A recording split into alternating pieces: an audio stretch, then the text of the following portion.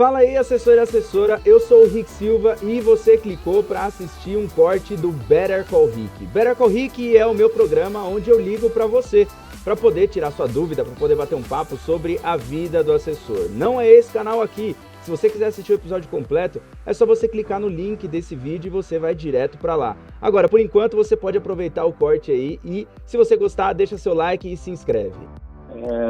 Alguma dica, alguma coisa, no sentido de trazer esses clientes que ficaram na corretora antiga e também na questão de metas, né, de conseguir voltar para essa base num curto período de tempo, né, vamos dizer assim. Então, seria mais esses dois pontos, né. Hoje eu sou líder de escritório, né, só que ainda tenho a minha carteira. Então, consegui ali também conciliar, faço reuniões para alguns SDRs, né?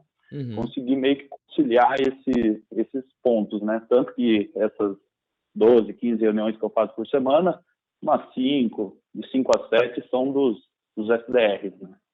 Show de bola. É um clássico caso aí de equipe que, cara, funciona muito bem. Inclusive, parabéns, cara, pelo modelo, então, porque é um modelo que eu gosto também de ter SDRs. Às vezes as pessoas se recusam a ter mais pessoas na equipe, né? E acaba que não tem o crescimento. Então, cara, primeira coisa, parabéns por ter decidido colocar SDR no time aí para poder fazer essas ligações para você. É uma fase que eu acho que tem que acontecer. É uma das alavancas de crescimento, de crescimento exponencial que eu coloco, inclusive, dentro da escola do assessor ali, que é a alavanca de equipe. Quanto mais pessoas você tem para poder criar negócios para você, melhor. E, pô, tá vendo aí, 12 reuniões por semana é um excelente número, cara. Tá de parabéns mesmo. Agora, sobre a migração, sobre a base de clientes. O que faz, e é uma boa dúvida também, e é uma dúvida bem diferente, né? Mas o que faz um cliente continuar com um assessor? E aí eu quero te perguntar, o que você acha que você, Leonardo, faz de diferente para que os clientes vejam você como um assessor e não vejam uma outra pessoa como um possível assessor para ele? Eu vou exemplificar melhor, acho que não ficou tão boa, mas seria assim: existe o Leonardo e existe o Bruno, vamos supor. São dois assessores. Como que você se diferencia de você, assessor, do Bruno? Qual que é a diferença entre vocês? Hoje você tem isso claro para você, uma diferença que você tem entre outros assessores? Sim, eu vejo muito isso no que você sempre fala ali, né? Já os meus gestores, né, que eu sempre tive durante minha formação, sempre enfatizaram muito isso, que é a questão de você ajudar o cliente no que ele precisa, né? Então, você descobriu o problema do cliente, né? Descobriu qual é o que está afetando ele ali, apesar de muitas vezes ele mesmo não saber, né? Mas você descobrir qual a questão ali e fazer um acompanhamento, né? Uma coisa que mudou muito com essa migração, eu tô com menos clientes, né? E eu consegui dar uma atenção maior. Então, hoje, os que estão na minha base, que apesar de terem 10% em números, né? Mas em net representam 40%,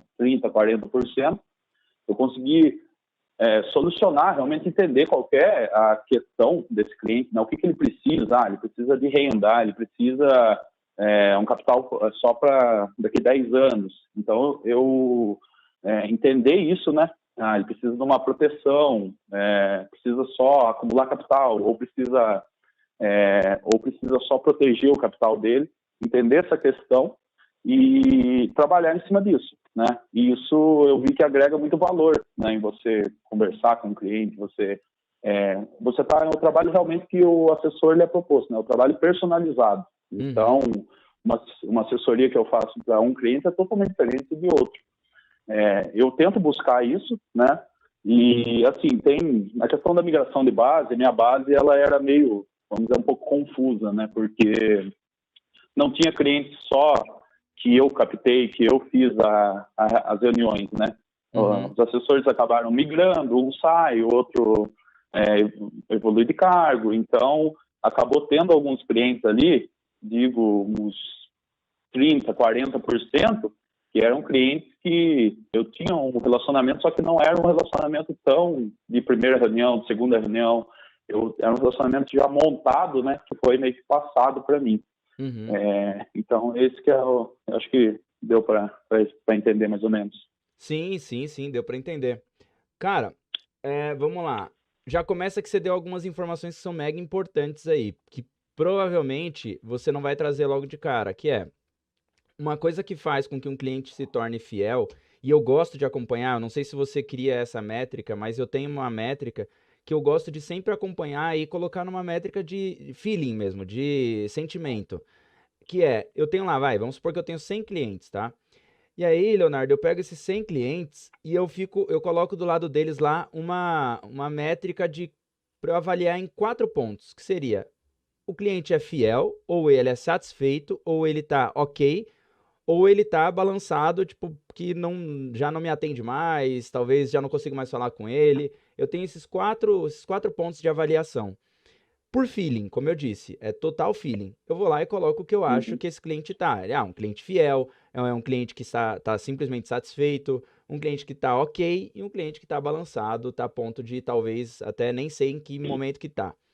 É, Se você for parar para olhar, muito provavelmente os clientes que vieram contigo são os clientes que estariam como fiéis.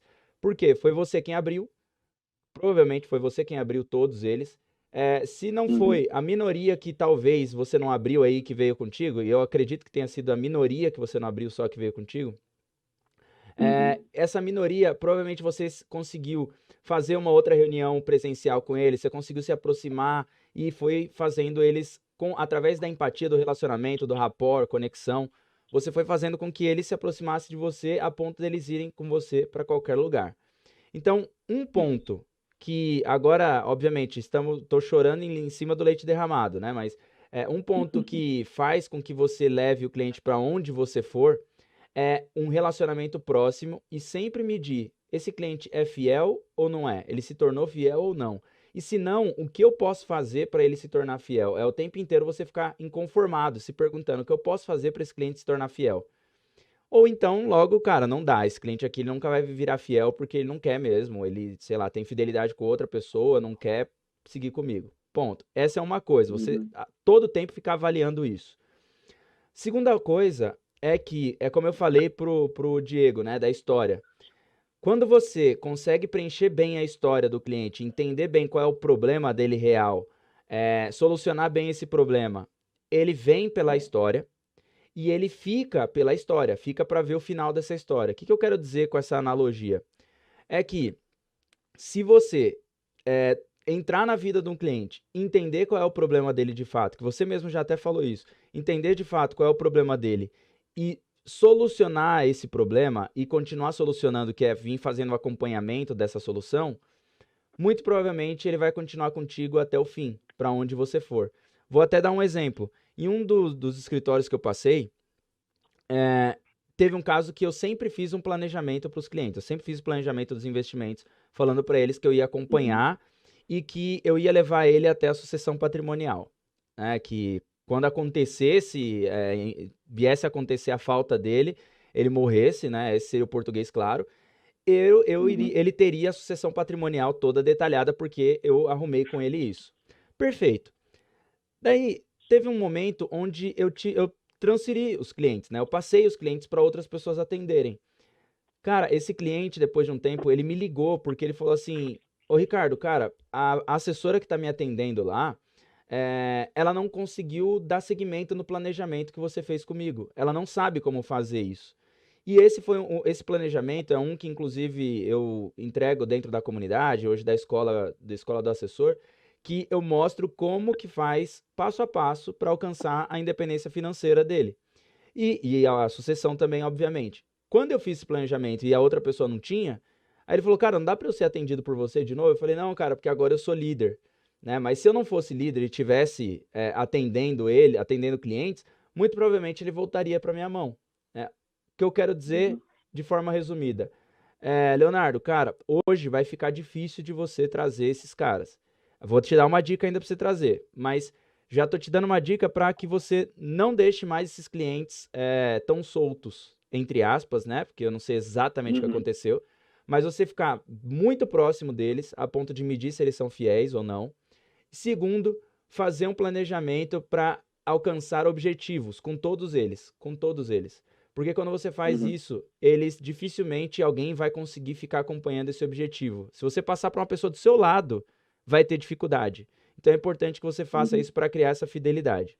Agora, para você trazer esses clientes que estão lá, o que eu recomendo que você faça? Você tem um contato deles, obviamente, uhum, que você crie um funil de conteúdo, que é o que eu sempre falo, né, sobre o funil de conteúdo, você já deve ter visto, que é uhum, você mandar informações, mas não é simplesmente mandar informação assim, o dólar caiu, a bolsa subiu, as 5 ações que mais subiram. Não, não é isso. É você uhum, mostrar um um novo CRI que está saindo, um IPO, é você falar Selic caiu, Selic subiu, né? Aí você fala sobre o impacto da Selic para que subiu, o quanto uhum, que isso vai impactar a carteira de quem tem CDI e como que isso vai impactar, ou o que as pessoas deveriam fazer, né? Mudar o CDI, sair do CDI e ir mais para o IPCA. Ou seja, o que eu quero mostrar aqui, falar para você mostre uma informação que seja que precise de uma ação. Se você só der a uhum, informação e não der uma ação, ele simplesmente vai olhar você como um jornal. Ele é um jornal, uhum, ele está me informando, beleza. Agora, se você fala, olha, um IPO de um CRI que está pagando IPCA mais 3, por que ele é importante nesse momento? E aí você vai falar, ele é importante nesse momento por conta disso, disso, disso, CDI está tanto, a economia está pensando, está indo para esse lado, e neste momento, para quem tem uma carteira pensando no longo prazo, é interessante esse CRI. Aí o cara fala, caramba, meu, o Leonardo realmente tá empenhado em me mostrar o porquê que é interessante isso. E o meu assessor aqui, que eu fiquei, não me mostrou isso ainda. Aí sim ele começa a colocar você em primeiro lugar. Né? Quem fala muito isso é o Dave Mullen. Né? Ele fala, seja o assessor, o segundo assessor. Quando você é o primeiro, quando outra pessoa é o primeiro, ele vai dar um vacilo. Você também já deu algum vacilo. Então, se você uhum. for o segundo, se ficar ali martelando, martelando, martelando, uma hora você vira o top of mind dele. E aí você traz. Então, assim, talvez você não vai trazer agora, mas com o tempo vai acontecer um escorregão, vai pegar ele virado, num dia chateado, e ele vai falar: meu, quer saber? Eu vou voltar pro Leonardo, que ele sempre me atendeu bem, meu. Aí ele volta pra você.